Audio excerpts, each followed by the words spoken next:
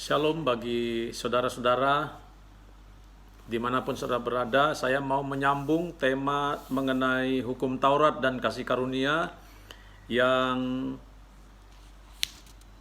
seri yang pertama. Sesi yang pertama saya sudah sampaikan bahwa hukum Taurat bukanlah bagi orang-orang selain bangsa Yahudi. Jadi hukum Taurat khusus dibuat untuk bangsa Israel, bangsa Yahudi.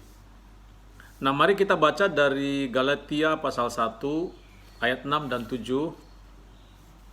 Aku heran bahwa kamu begitu lekas berbalik daripada Dia yang oleh kasih karunia Kristus telah memanggil kamu dan mengikuti suatu Injil lain yang sebenarnya bukan Injil. Hanya ada orang yang mengacaukan kamu dan yang bermaksud untuk memutarbalikkan Injil Kristus. Galatia pasal 4 ayat 17, saya sambung. Mereka dengan giat berusaha untuk menarik kamu, tetapi tidak dengan tulus hati, karena mereka mau mengucilkan kamu, supaya kamu dengan giat mengikuti mereka. Lalu dari Galatia 5 ayat 1 dan 2 saya bacakan. Supaya kita sungguh-sungguh merdeka, Kristus telah memerdekakan kita. Karena itu berdirilah teguh dan jangan mau lagi dikenakan kuk perhambaan. Sesungguhnya aku, Paulus, berkata kepadamu, jikalau kamu menyunatkan dirimu, Kristus sama sekali tidak akan berguna bagimu. Hal itu juga terjadi pada jemaat di Antiokhia. Mari kita baca dari Kisah Para Rasul 15 ayat 1 dan 2, lalu sambung ayat 5. Demikian bunyinya. Beberapa orang datang dari Judea ke Antiokhia dan mengajarkan kepada saudara-saudara di situ, jikalau kamu tidak disunat menurut adat istiadat yang diwariskan oleh Musa, kamu tidak dapat diselamatkan. Nah, ini yang diajarkan oleh orang Yahudi yang sudah percaya. Tetapi Paulus dan Barnabas dengan keras melawan dan membantah pendapat mereka itu. Akhirnya ditetapkan supaya Paulus dan Barnabas serta beberapa orang lain dari jemaat itu pergi kepada rasul-rasul dan penatua di Yerusalem untuk membicarakan soal itu. Beberapa orang dari Farisi yang telah menjadi percaya datang dan berkata, orang-orang bukan Yahudi harus disunat dan diwajibkan untuk menuruti hukum Musa. Ini dari Kisah Para Rasul 15 ayat 1 dan 2 dan ayat 5. Sehingga para rasul menegur mereka, maksudnya orang-orang Yahudi yang memasukkan pengajaran hukum Taurat. Lalu Kisah Para Rasul 15 ayat 10 berkata, kalau demikian, mengapa kamu mau mencobai Tuhan dengan meletakkan pada tengkuk murid-murid itu suatu kuk yang tidak dapat dipikul, baik oleh nenek moyang kita maupun oleh kita sendiri. Jadi hukum Taurat bukanlah bagi orang yang benar. Ya, hukum Taurat bukanlah bagi orang yang benar. Mari kita baca dari 1 Timotius 1 ayat 3 sampai 11. Ketika aku hendak meneruskan perjalananku ke wilayah Makedonia, aku telah mendesak engkau supaya engkau tinggal di Efesus dan menasihatkan orang-orang tertentu agar mereka jangan mengajarkan ajaran lain ataupun sibuk dengan dongeng dan silsilah yang tiada putus-putusnya, yang hanya menghasilkan persoalan belaka dan bukan tertib hidup keselamatan yang diberikan Tuhan dalam iman. Tujuan nasihat itu ialah kasih yang timbul dari hati yang suci, dari hati nurani yang murni, dan dari iman yang tulus ikhlas. Tetapi ada orang yang tidak sampai pada tujuan itu, dan yang sesat dalam omongan yang sia-sia. Mereka itu hendak menjadi pengajar hukum Taurat tanpa mengerti perkataan mereka sendiri dan pokok-pokok yang secara mutlak mereka kemukakan.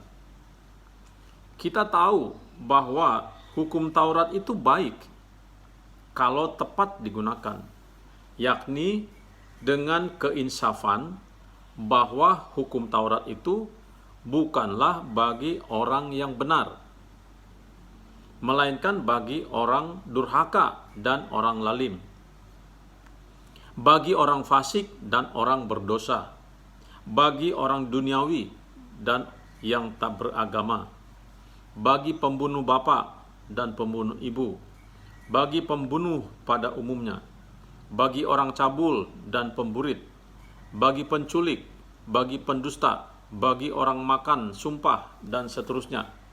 Segala sesuatu yang bertentangan dengan ajaran sehat yang berdasarkan Injil dari Tuhan yang mulia dan maha bahagia, seperti yang telah dipercayakan kepadaku. Nah, ini coba digarisbawahi. Hukum Taurat dan kitab para nabi berlaku sampai kepada zaman Yohanes. Lihat Lukas 16 ayat 16a.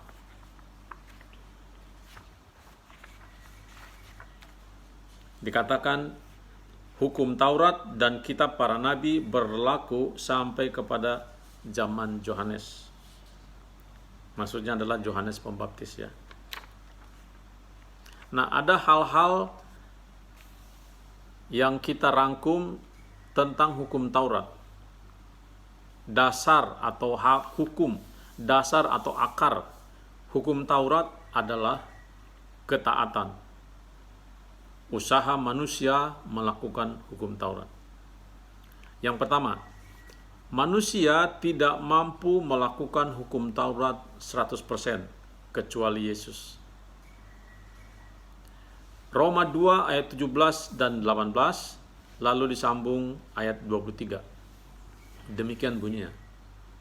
Tetapi jika kamu menyebut dirimu orang Yahudi dan bersandar kepada hukum Taurat, bermegah dalam Tuhan, dan tahu akan kehendaknya, dan oleh karena diajar dalam hukum Taurat, dapat tahu mana yang baik dan mana yang tidak, engkau bermegah atas hukum Taurat.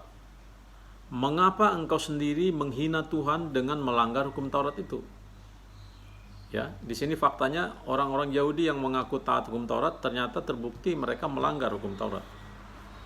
Lalu Matius 23 ayat 23.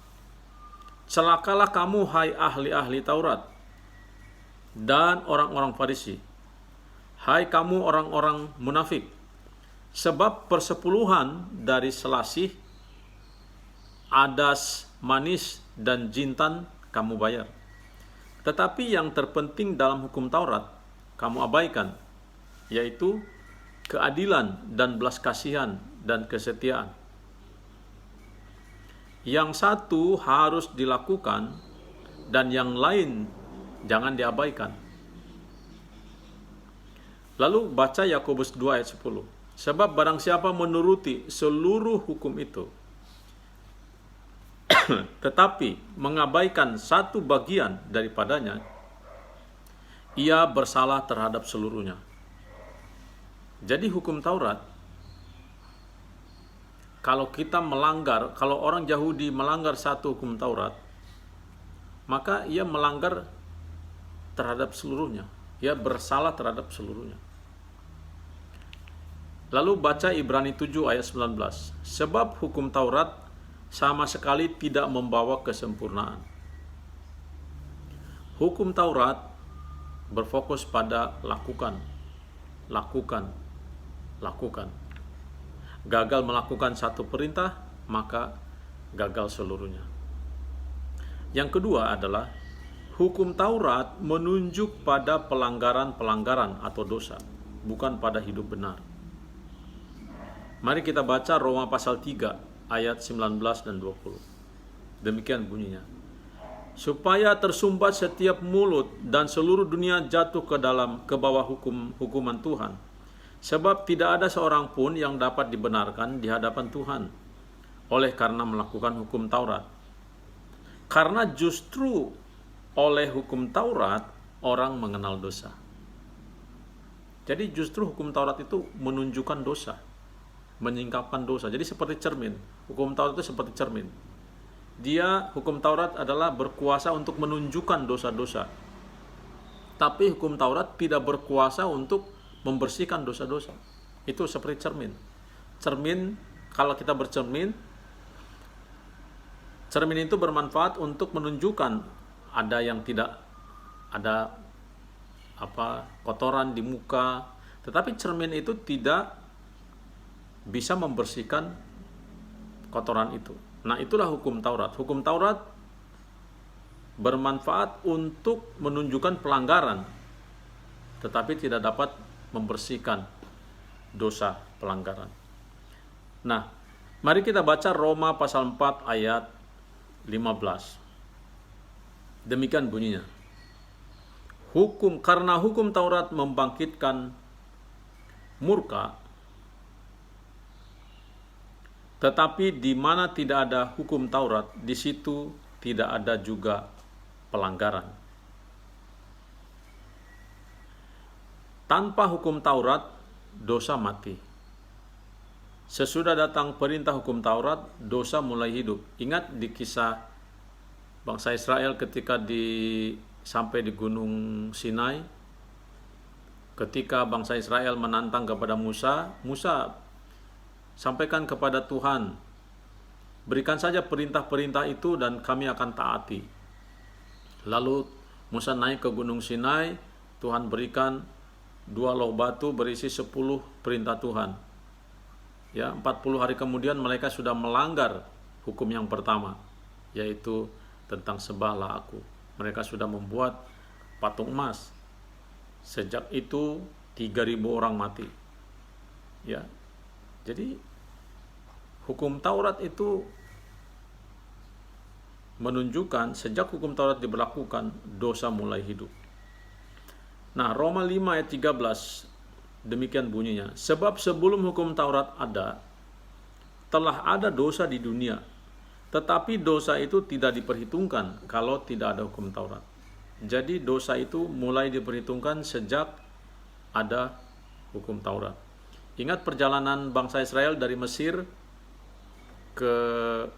menuju ke Kanaan. Sebelum sampai di Gunung Sinai, hampir 40 tahun mereka banyak dosa yang mereka lakukan. Mereka tidak percaya, memberontak, mereka mengeluh. Tetapi adakah yang mati bangsa Israel? Tidak ada. Bahkan mereka semua sehat. Bahkan sepatunya tetap bagus, tubuh mereka sehat, mereka senantiasa berpelihara. Waktu itu belum ada hukum Taurat. Nah, sampai di Gunung Sinai, ketika hukum Taurat diberlakukan, 3.000 orang mati. Jadi Roma 5 ayat 13 berkata, sebelum hukum Taurat ada, dosa itu sudah ada di dunia. Tetapi dosa itu tidak diperhitungkan kalau tidak ada hukum Taurat. Itulah sebabnya kematian mulai terjadi sejak di Gunung Sinai. 3.000 jiwa mati sejak hukum Taurat diberlakukan. Nah, Roma 5 ayat 20 berkata, tetapi hukum Taurat ditambahkan supaya pelanggaran menjadi semakin banyak. Nah, ini esensinya adalah Allah mau menunjukkan ketidakmampuan manusia untuk melakukan hukum-hukum Taurat. Makanya ketika orang Israel, ada seorang kaya yang berkata, guru, semua perintah-perintah Tuhan sudah aku lakukan, apalagi yang belum? Oh, sombong sekali. Tuhan Yesus katakan, jualah semua hartamu dan ikutlah aku. Lalu dia berpaling. Tuhan meninggikan standar hukum Taurat untuk menunjukkan bahwa manusia tidak ada yang sanggup. Hanya Yesus sendiri yang sanggup. Itulah sebabnya Yesus katakan, aku telah menggenapi seluruh tuntutan hukum Taurat. Nah, mari kita baca Roma 7 ayat 7. Jika demikian, apakah yang hendak kita katakan? Apakah hukum Taurat itu dosa? Sekali-kali tidak. Sebaliknya, justru oleh hukum Taurat, aku telah mengenal dosa. Karena aku juga tidak tahu apa itu keinginan. Kalau hukum Taurat tidak mengatakan jangan mengingini. Ya. Lalu baca Galatia 2 ayat 16. Kamu tahu bahwa tidak ada seorang pun yang dibenarkan oleh karena melakukan hukum Taurat. Ayat 21 dikatakan, sebab sekiranya ada kebenaran oleh hukum Taurat, maka sia-sialah kematian Kristus. Ya. Setan berkata, look at your sin, your deeds, and yourself. Ya, itu perkataan iblis ya. Lihatlah dosa-dosamu, tindakanmu, dan lihatlah dirimu. Tetapi Tuhan berkata, look at my son, as he is, so are you in the world. Lihatlah putraku Yesus Kristus, sebagaimana adanya Tuhan Yesus di sorga saat ini, demikianlah kita saat ini ada di dunia. Ya, jadi Allah memandang diri kita telah dibungkus oleh darah Yesus, sehingga yang ada adalah kemuliaan Yesus Kristus. Nah, Roma yang ketiga adalah hukum Taurat membawa kita kepada maut. Roma 7 ayat 5 berkata, sebab waktu kita masih hidup di dalam daging, hawa nafsu dosa yang dirangsang oleh hukum Taurat bekerja dalam anggota-anggota tubuh kita, agar kita berbuah bagi maut. 1 Korintus 15 ayat 56, sengat maut ialah dosa, dan kuasa dosa ialah hukum Taurat. Ibrani 10 ayat 1, di dalam hukum Taurat hanya terdapat bayangan saja dari keselamatan yang akan datang, dan bukan hakikat dari keselamatan itu sendiri. Karena itu dengan korban yang sama yang setiap tahun terus-menerus dipersembahkan, hukum Taurat tidak mungkin menyempurnakan mereka yang datang dan mengambil bagian di dalamnya. Galatia 3 ayat 10. Karena semua orang yang hidup dari pekerjaan hukum Taurat berada di bawah kutuk, sebab ada tertulis, terkutuklah orang yang tidak setia melakukan segala sesuatu yang tertulis dalam kitab hukum Taurat. Nah, inilah sesi kedua yang saya sampaikan, bahwa ketiga hal tentang hukum Taurat. Yang pertama tadi saya sudah sampaikan, manusia tidak mampu melakukan hukum Taurat 100%. Ya, maksudnya bangsa Yahudi tidak ada yang mampu, tidak ada yang sanggup, kecuali Yesus. Itu sebabnya Yesus telah menggenapi. Yesus berkata, aku datang bukan untuk menghilangkan hukum Taurat, tetapi untuk menggenapi seluruh tuntutan hukum Taurat. Yang kedua adalah hukum Taurat menunjuk pada pelanggaran-pelanggaran atau dosa, bukan pada hidup benar. Jadi fungsi hukum Taurat, Tuhan mau tunjukkan bahwa begitu besarnya, banyaknya pelanggaran-pelanggaran atau dosa-dosa bangsa Yahudi. Yang ketiga, hukum Taurat membawa kepada maut. Hukum Taurat bukan untuk membenarkan, tetapi untuk menunjukkan pelanggaran-pelanggaran. Demikian sesi yang kedua. Lalu ada beberapa sesi lagi, nanti saya akan sambung. Saudara kiranya mengulang-ulang mempelajari materi ini, lalu selidiki ayat-ayat yang tadi sudah sebutkan, karena saya rangkum begitu cepat, saya bacakan berhubung dengan waktunya. Jadi saudara yang menggali sendiri secara keseluruhan konteks. Jadi baca seluruh surat Paulus kepada jemaat di Galatia, lalu kepada jemaat di Roma. Di sana Paulus dengan lengkap menyampaikan buah pikirannya. Demikian dulu, nanti kita sambung di sesi yang ketiga. Tuhan Yesus memberkati.